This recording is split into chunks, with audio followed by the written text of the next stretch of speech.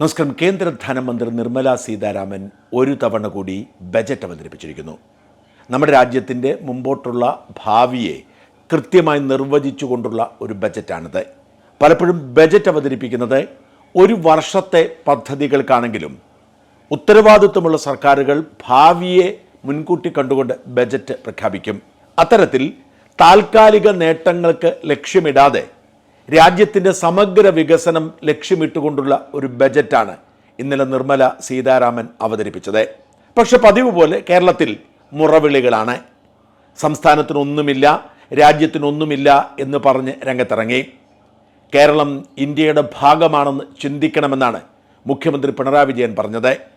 എന്തു ചെയ്യണം എന്നതിനെക്കുറിച്ച് ഒരു ധാരണയുമില്ലാത്ത നമ്മുടെ ധനമന്ത്രി KN ബാലഗോപാലൊക്കെ കേരളത്തെ അവഗണിച്ചതിനെക്കുറിച്ച് പൊട്ടിത്തെറിക്കുകയായിരുന്നു.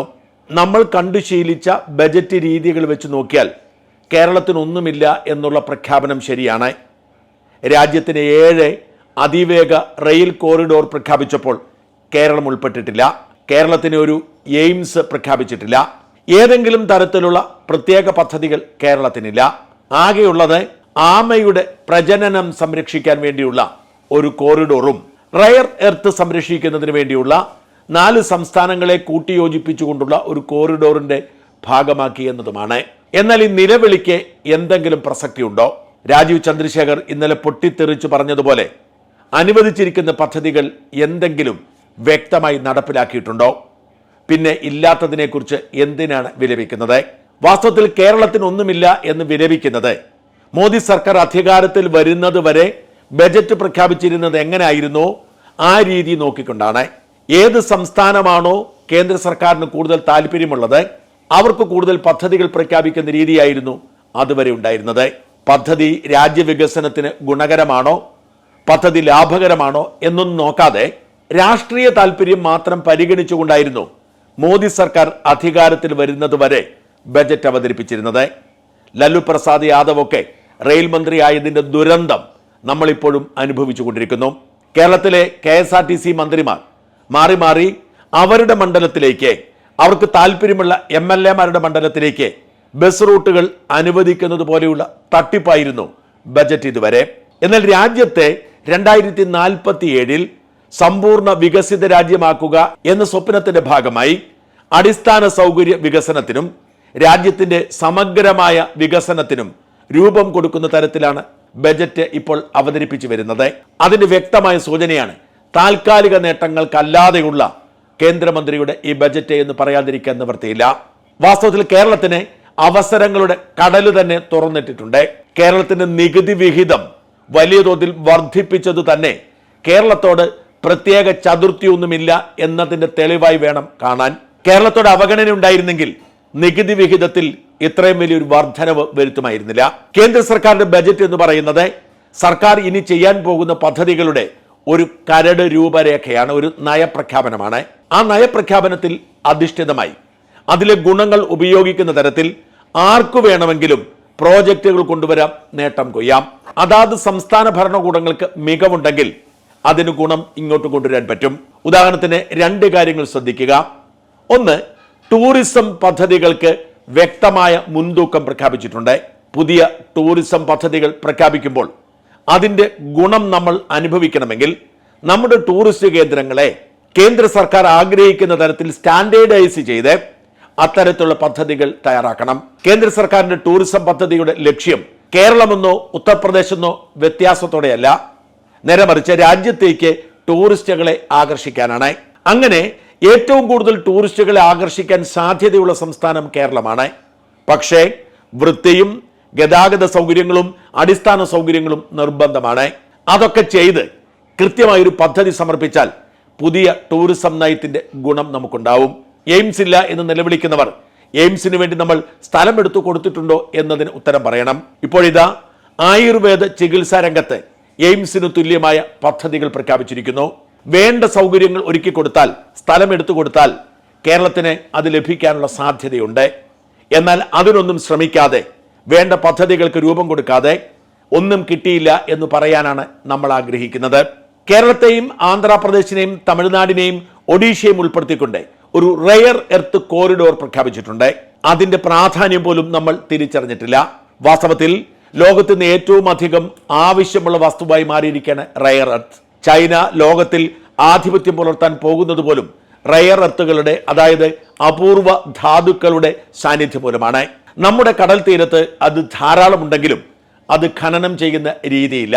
കേരള തീരത്ത് പ്രത്യേകിച്ച് ചവറയിലും ആലപ്പാട്ടുമൊക്കെ വലിയ തോതിൽ അപൂർവ ധാതുക്കളുണ്ട്. അവയൊക്കെ ചില കുത്തക മുതലാളിമാർക്ക് അനധികൃതമായി ഖനനം ചെയ്തു കൊണ്ടുപോവാൻ, അതിന് വിഹിതം കൈപ്പറ്റാൻ പിണറായി വിജയനും കൂട്ടരും നാളുകളായി ചെയ്തുകൊണ്ടിരിക്കുന്നു. മുഖ്യമന്ത്രിയുടെ മകൾ ഉൾപ്പെട്ട CMRL കേസ് പോലും ഈ റെയർ എർത്ത് അടിച്ചു മാറ്റുന്നതുമായി ബന്ധപ്പെട്ടതാണ്. വാസ്തവത്തിൽ ഈ കോറിഡോറിൽ നമ്മൾ ഉൾപ്പെടുമ്പോൾ വലിയ തോതിലുള്ള വളർച്ചയും മാറ്റവും ഇവിടെ ഉണ്ടാവും. നമുക്കത് ഉപയോഗിക്കാൻ കഴിഞ്ഞാൽ, അതിനോട് സഹകരിക്കാൻ കഴിഞ്ഞാൽ കേരളത്തിന്റെ സമ്പദ് വ്യവസ്ഥ തന്നെ മാറി മറിഞ്ഞെന്ന് വരാം.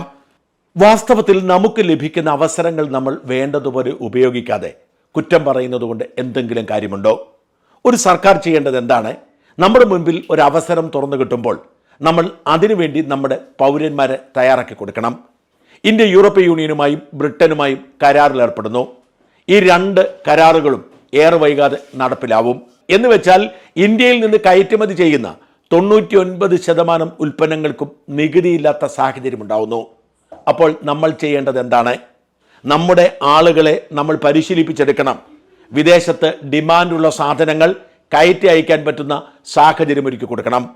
അങ്ങനെ ലഭ്യമാവുന്ന സാഹചര്യങ്ങൾ മുതലെടുക്കാതെ കുറ്റം പറയുന്നതിൽ എന്താണ് അർത്ഥം? ഇന്നലെ നിർമ്മലാ സീതാരാമൻ പ്രഖ്യാപിച്ചിരിക്കുന്ന ബജറ്റിലൂടെ ഓടിച്ചു നോക്കിയാൽ എത്രയോ അവസരങ്ങൾ തുറന്നു കിട്ടും. സാങ്കേതിക മേഖലയിൽ പ്രഖ്യാപിച്ചിരിക്കുന്ന പദ്ധതികൾ മാത്രം നോക്കുക. ചിപ്പ് നിർമ്മാണത്തിൽ, സെമി കണ്ടക്ടർ നിർമ്മാണത്തിൽ ലോകത്തിന്റെ മുൻപിലെത്താനുള്ള പദ്ധതി പ്രഖ്യാപിച്ചിട്ടുണ്ട്. കോടിക്കണക്കിന് രൂപയാണ് അതിനുവേണ്ടി മാറ്റിവെച്ചിരിക്കുന്നത്. നിർമ്മിതി ബുദ്ധിയിൽ അധിഷ്ഠിതമായി കാർഷിക മേഖലയെ പുനർജീവിപ്പിക്കാൻ പദ്ധതികളുണ്ട്. സാങ്കേതികവിദ്യയെ സാധാരണക്കാർക്ക് ഉപയോഗിക്കുന്ന വിധത്തിൽ പ്രത്യേക AI ടൂളുകൾ നിർമ്മിക്കാൻ പദ്ധതിയുണ്ട്. ശതകോടികൾ മുടക്കി മൾട്ടിനാഷണൽ കമ്പനികൾ ഇന്ത്യയിലേക്ക് ഡാറ്റാ സെന്ററുകൾ ആരംഭിക്കുന്ന വാർത്ത നമ്മൾ കേട്ടതാണ്. കൂടുതൽ ഡാറ്റാ സെന്ററുകൾ വരുന്നതിന് വേണ്ടി 2040 വരെ അവർക്ക് നികുതി ഇളവാക്കി കൊടുത്തിരിക്കുന്നു. ഇത്തരത്തിൽ അടിസ്ഥാനപരമായി ഒരുപാട് മാറ്റങ്ങൾ വരുന്ന പദ്ധതികൾ പ്രഖ്യാപിച്ചതിനൊപ്പം കണ്ടന്റ് ക്രിയേറ്റേഴ്സിനെ മുൻകൂട്ടി കണ്ടുകൊണ്ട് ചില പദ്ധതികൾക്ക് രൂപം കൊടുത്തിട്ടുണ്ട്. നമുക്കറിയാം, യൂട്യൂബും ഇൻസ്റ്റയും ഫേസ്ബുക്കും ഒക്കെ സാമ്പത്തിക സാഹചര്യങ്ങൾ ഒരുക്കി തരുന്നുണ്ട്.